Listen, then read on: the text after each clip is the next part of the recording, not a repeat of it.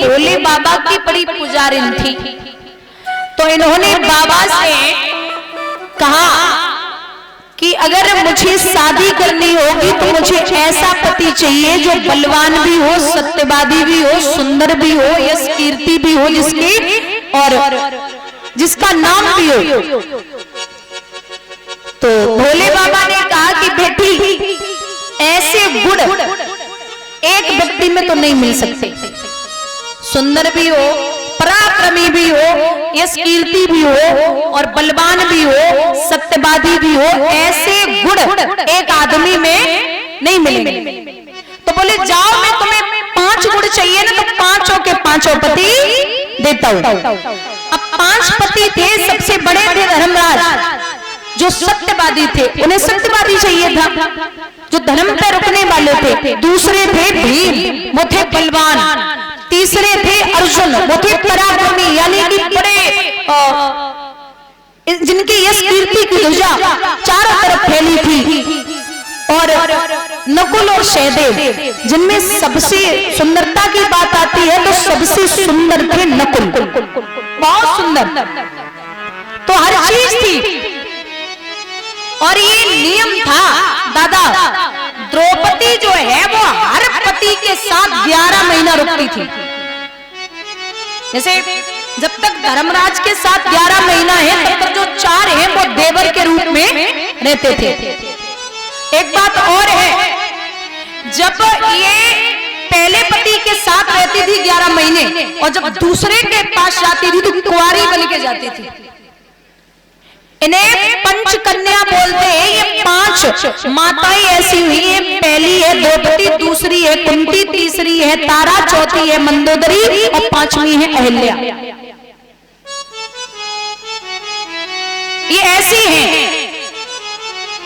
क्योंकि आपको बता दें, द्रौपदी 11 महीने जैसे पति के पास रही और जैसे दूसरे पति के पास गई तो रूप बदल करके वही कुंवारी कन्या बन के जाती थी, पवित्र बनके।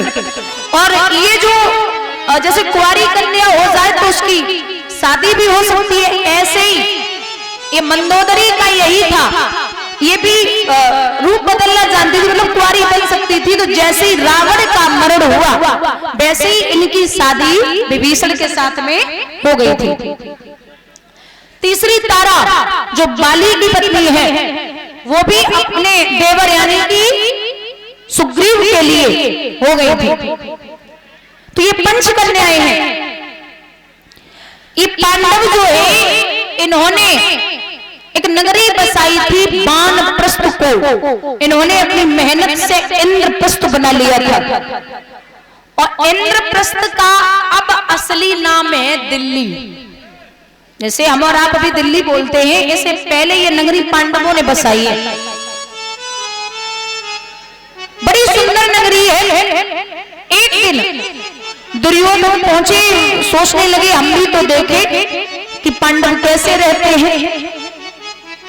तो गए, जाकर के देखा द्रौपदी अटे पे खड़ी थी। नीचे देखा, जहां जल था वहां जल दिखाई दिया और जहां जल था वहां जल दिखाई दिया।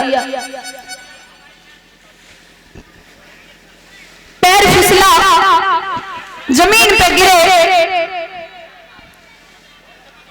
महाराज द्रौपदी ताली बजा के हंसने लगी और जवाब दिया, कह रही है दुर्योधन जी आप तो फिसल गए, हमें तो पता है कि अंधे के अंधे ही पैदा होते हैं।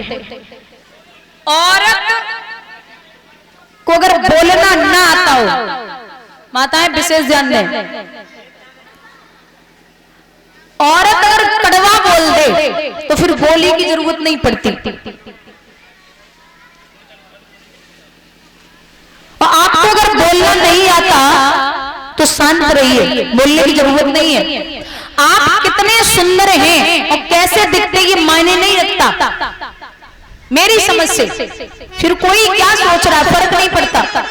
आप कितने सुंदर हैं, कितने अच्छे वस्त्र पहन रखे हैं ये मायने नहीं रखता, बस आप बोलते कैसा है ये बहुत अच्छा, बहुत मायने रखता है। क्योंकि 5 कर्मेंद्रियां और 5 ज्ञानेंद्रियां, इसमें अगर सबसे खतरनाक कोई इंद्रिय है तो वो है रसना, जिब्या। जब जीभ में एक हड्डी ना होती है, लेकिन इसमें इतनी ताकत होती है कि अच्छे अच्छों की हड्डियां तोड़वा सकती है। अच्छा बोलना सीखिए, अगर नहीं बोलना आता तो चुपचाप रहिए। अच्छा, इंसान को हम कब तक नहीं पहचान सकते?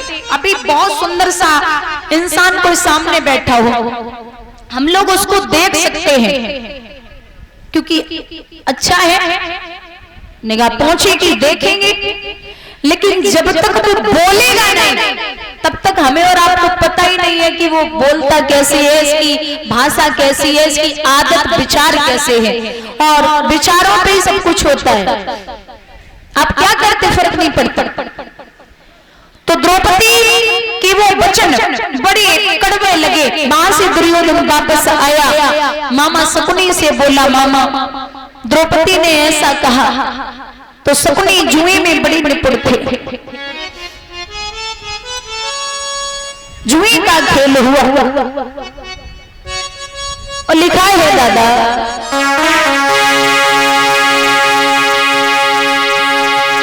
चोरी जैसा धंधा नहीं गरम मारना हो, चोरी जैसा धंधा नहीं गरम मारना हो, जुए जैसा खेल नहीं गरा हारना हो, जुए जैसा खेल नहीं गरा हारना हो।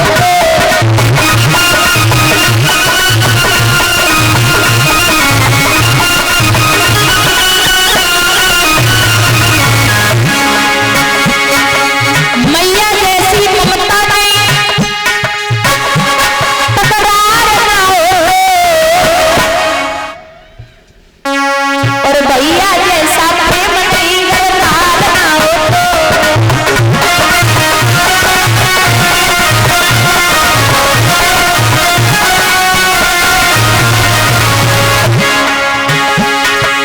खीर जैसा भोजन में बीमार ना हो।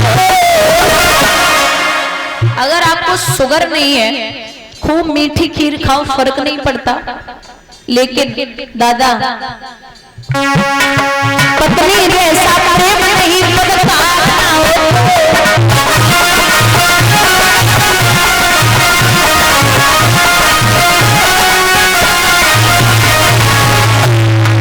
और घर में सुंदर है, सुशील है, जिंदगी बड़ी बेहतरीन करती है। और अगर अच्छी तो है लेकिन बदचलन है, यानी कि गुण अच्छे नहीं है, तो फिर तो जिंदगी भर ढकेलते रहो, पता नहीं कब कहां किस मोड़ पर धोखा देके निकल ले। भागवत का प्रमाण है, विश्वासम पात्रम में किमस्ते लोके नारी, विश्वासम पात्रम में किमस्ते लोके नारी। और विश्वास करो लेकिन अति विश्वास मत करो।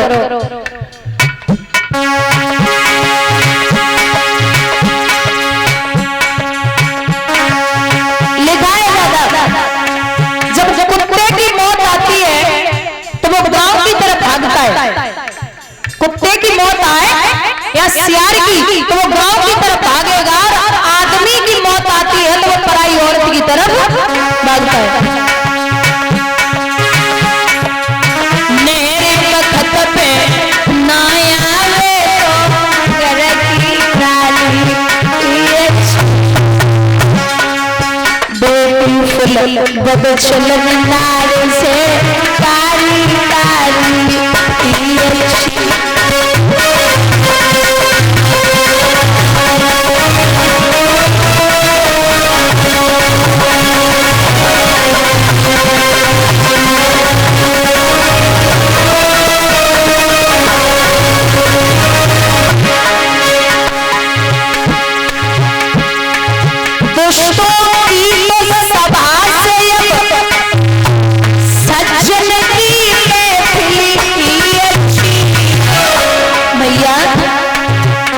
हजार की हथनी से करती वो वाली अच्छी।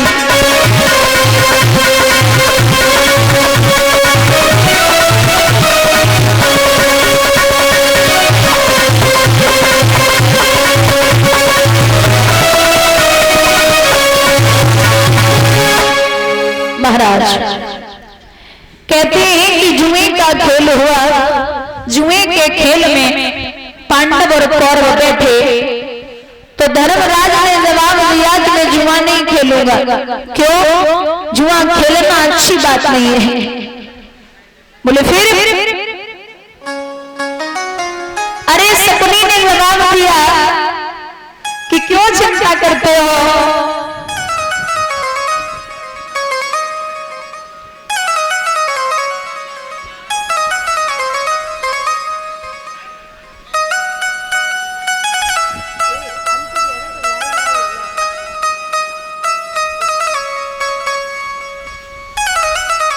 ऐसे ही खेलता हूं, कौन कहां किसको लिए जा रहा है। जुए का खेल हुआ विनाश काले विपरीत बुद्धि। जब विनाश का समय आता है तो बुद्धि काम नहीं करती। महाराज जुए में सब कुछ पांडव हारने लगे। अंत में मैया द्रौपदी का नंबर आया तो मां द्रौपदी को भी पांडव हाथ से गमा बैठे। जब मां द्रौपदी को हार गए तो जवाब दिया है दुशासन को। दुर्योधन ने कहे भैया जा भाभी को सम्मान सहित सभा में लेके आ। जब ये बात सुनी तो दुशासन चला भैया द्रौपदी स्नान ध्यान करके बैठी हुई। जवाब दिया चलिए भाभी आपको सभा में बुलाया गया। द्रौपदी बोली जहां 5 पांडव 100 कौरव, पिता गांधार भैया गांधारी द्रोणाचार्य पितामह भीष्म सब हैं, वहां मुझे जाने की जरूरत नहीं है। अच्छा एक बात और है माताओं, जहां 10 पुरुष आपस में बात कर रहे हो वहां औरतों को बीच में नहीं बोलना चाहिए। जहां पुरुष आपस में बात कर रहे हो वहां औरतों को बीच में नहीं बोलना चाहिए। लेकिन खींच करके जब दुशासन लेके पहुंचा तो जवाब दो मैया। द्रौपदी ने सभा में जाए कि आज हमारी क्या जरूरत है, जहां सब बैठे हैं मुझे क्यों बुलाया गया। दुर्योधन कहने लगा ये अरे उस दिन की याद करो जिस दिन आपने कहा था कि अंधे के तो अंधे ही पैदा होते हैं। बोले अरे महाराज कहां की बात लेके बैठे हैं, अब वो कौन सा दिन था। हाँ हाँ जरा जूम करके बढ़िया से ले लो, खुश हो जाए। किसी को सुकून देना है तो वो कहे तो कर दो, खुश होना चाहिए इंसान। कहते हैं भैया आज वहां जब ये बात सुनी है मैया ने, जवाब दिया दुशासन एक काम कर इसकी साड़ी को उतार और मेरी जंघा पर बिठा दे लगन अवस्था में। जो ये बात सुनी महाराज मैया द्रौपदी फटी फटी आंखों से इधर उधर देखने लगी, भूखी हिरनी की तरह भागी। और मैया गांधारी को जवाब दो कि मां तेरे लाला ऐसा अन्याय कर रहे हैं और तू रोक नहीं रही है। मां गांधारी ने रोका तो दुर्योधन चिल्लाने लगा मां चुप हो गई। लेकिन